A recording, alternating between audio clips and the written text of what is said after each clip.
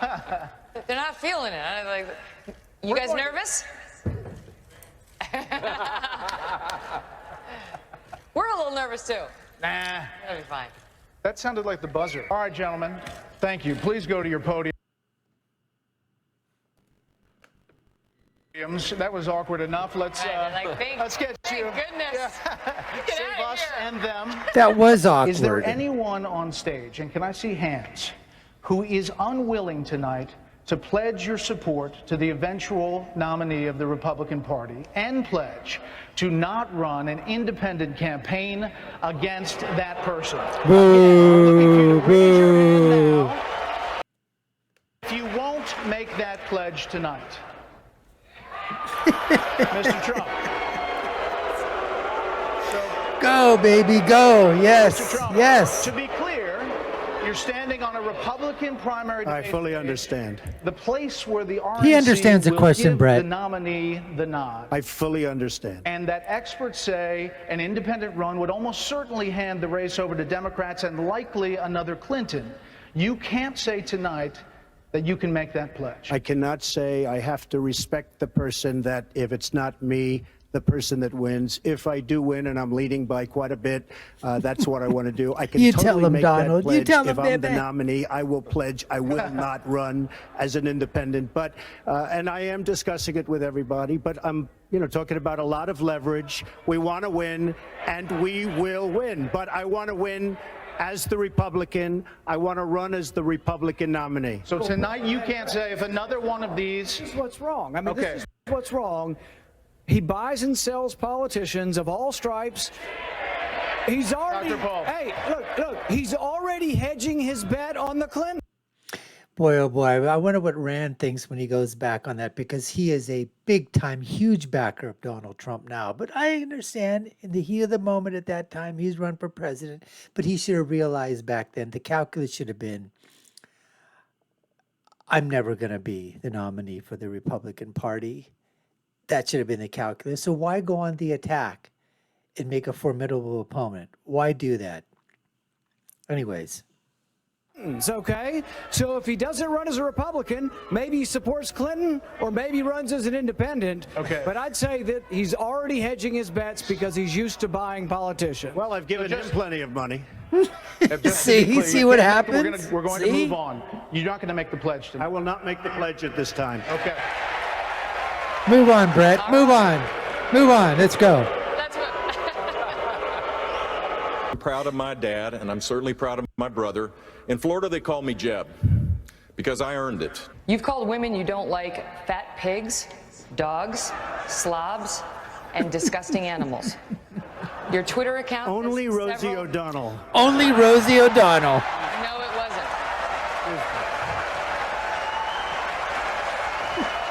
Your Twitter account. She doesn't like the applause. She doesn't For like the record, applause. It was well beyond Rosie O'Donnell. Yes, I'm sure. Nobody Your Twitter cares. account has several disparaging comments about women's looks. Whoop-de You once told a freaking contestant do. on Celebrity Apprentice it would be a pretty picture to see her on her knees. Does that sound to you like the temperament of a man we should elect as president? And how will you answer the charge from Hillary Clinton, who is likely to be the Democratic nominee, that you are part of the war on women? I think the big problem this country has is being politically correct. And Yes. I don't frankly have time for total political correctness. And to be honest with you, this country doesn't have time either. This country is in big trouble. We don't win anymore. We lose to China. We lose to Mexico, both in trade and at the border. We lose to every. And honestly, Megan, if you don't like it, I'm sorry. I've been very nice to you, although I could probably maybe not be based on the way you have treated me, but I wouldn't do that. But you know what?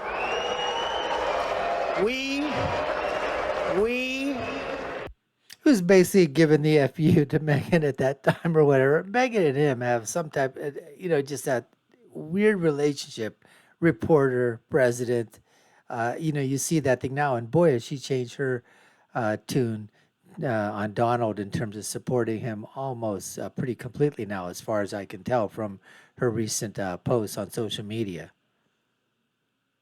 Need strength, we need energy, Yes. we need quickness, Yes. and we need brain in Yes. this country to turn it around. Mr. Trump, it has not escaped anybody's notice that you say that the Mexican government is sending criminals, rapists, drug dealers across the border. Governor Bush has called those remarks, quote, extraordinarily ugly. I'd like you're right next to him, talk to him directly and say how you respond to that. And you have repeatedly said that you have evidence that the Mexican government is doing this, but that you have evidence you have refused or declined to share. Why not use this first Republican presidential debate to share your proof with the American people? So, if it weren't for me, you wouldn't even be talking about illegal immigration, Chris. You wouldn't even be talking about it. Look at that crap-eating grin on Chris Wallace's face. That is so freaking true. That is so effing true, guys. If Trump didn't bring up immigration, nobody would be talking about it. And they didn't quote him correctly. He keeps trying to tell everybody says, you said 110% of everybody coming over are rapists, are drug dealers, are the worst of the worst. Never said that. Never said that. Chris Wallace, you got that shit-eating grin on your face because you know he's so right here. He just basically got you right back on your own question. Picture, this is the face right here, folks. This is the face.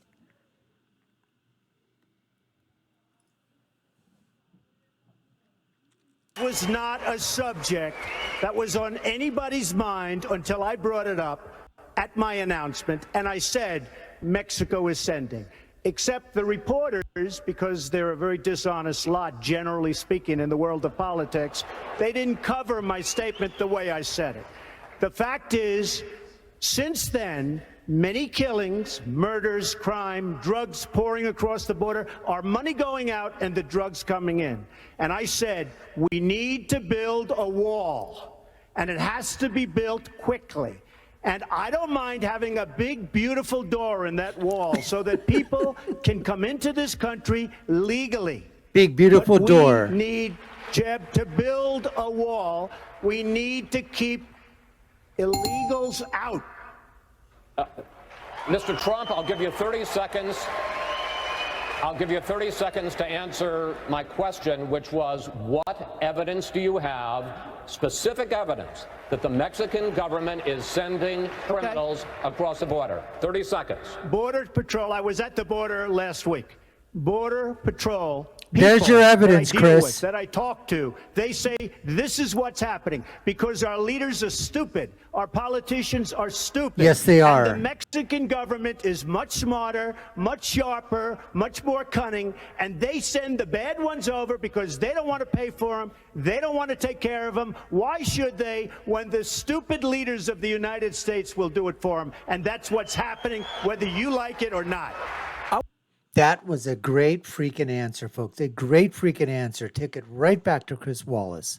I want to collect more records from terrorists, but less records from innocent Americans. The Fourth Amendment was what we fought the revolution over. John Adams said it was the spark that led to our war for independence. And I'm proud of standing for the Bill of Rights, and I will continue to stand for the Bill of Rights. And Megan, that's a completely ridiculous answer.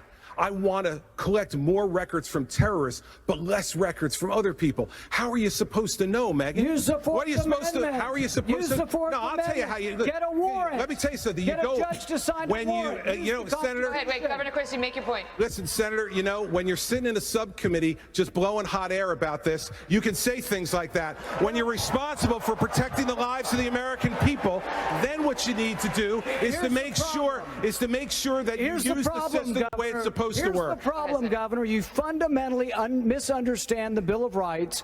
Every time you did a case, you got a warrant from a judge. I'm talking about searches without warrants, indiscriminately of all Americans' records, and that's what I fought to end. I don't trust President Obama with our records. I know you gave him a big hug, and if you want to give him a big hug again, go right ahead. Rand Paul, baby, giving it right to Fat Cat Christie. You know, Senator Paul, Senator Paul, you know, the hugs that I remember are the hugs that I gave to the families who lost their people on September 11th. Those are the hugs I remember. Candidates, you may not have seen the late developing news today. Our Fox Pentagon team broke earlier this evening about a top Iranian general traveling to Moscow to meet with Russian President Vladimir Putin. His name is General Qasem Soleimani. He's blamed for hundreds of U.S. troops' deaths in Iraq and Afghanistan. His trip to Russia appears to directly violate UN Security Council resolutions. They don't care about UN resolutions. Come on now. So, Mr. Trump, if you were president, how would you respond to this? I would be so different from what you have right now. Last night, at my direction, the United States military successfully executed a flawless precision strike that killed the #1 terrorist anywhere in the world, Qasem Soleimani. You didn't answer my question. Would you feel comfortable with Donald Trump? What else do you need, folks? What else do you need? Let's just go back there a little bit inside there to see this thing here. I would be so different from Yes, what it you would be have so right different, now. folks. So different. In my direction, the United States military successfully executed a flawless precision strike that killed the #1 terrorist anywhere in the world, Qasem. That's right. That answers that, folks. That answers that. Soleimani. You didn't answer my question. Would you feel comfortable with Donald Trump's finger on the nuclear codes? It's an issue that one of your fellow candidates has raised. That's not for me to answer. It is for the voters of this country to answer. And I have a lot of faith in the common sense and good judgment of the voters of the United States of America. Good answer. Good answer. Well, first of all, Rand Paul shouldn't even be on this stage. He's number 11. He's got 1% in the polls, and how he got up here, there's far too many people. Anyway, as far as temperament, and we all know that, as far as temperament, I think I have a great temperament, but we will be respected outside of this country. We are not respected now. That is so true, folks. At that time, America wasn't being respected. No way. It might have been looked at as a #1 power, but still there were so many things going on with other countries basically thumbing their noses at the American might, and basically knowing that they could do anything that they wanted to. Look at all the skirmishes that were going around the world. Look at all the excursions. Look what Russia was doing at that time. Look what China was doing at that time. China building out its islands into the Pacific and out over past its shores. Look at what Russia was doing with Putin and all kinds of things happening at that point in time. And then you take a look at what was happening in Latin American countries. Look what was happening in the Middle East. Nobody, and then in terms of the United States of America, come on, at that time, with Barack Obama just coming off of the Clinton years, America was nowhere near what happened when Donald Trump took over in 2016. Nowhere near. Mr. Senator Paul, your name has been invoked. I kind of have to laugh when I think, sounds like a non sequitur. He was asked whether or not he would be capable and it would be in good hands to be in charge of the nuclear weapons, and all of a sudden there's a sideways attack at me. I think that really goes to the judgment. Do we want someone with that kind of character, that kind of careless language to be negotiating with Putin? Do we want someone like that to be negotiating with Iran? I think really there's a sophomoric quality that is entertaining about Mr. Trump. But I am worried. I'm very concerned about having him in charge of the nuclear weapons, because I think his response, his visceral response to attack people on their appearance, short, tall, fat, ugly, my goodness, that happened in junior high. Are we not way above that? Would we not all be worried to have someone like that in charge of the nuclear arsenal? Mr. Trump. No.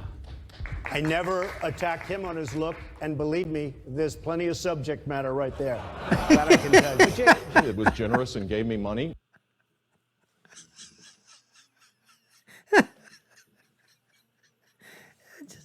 There's so much there to take a look at.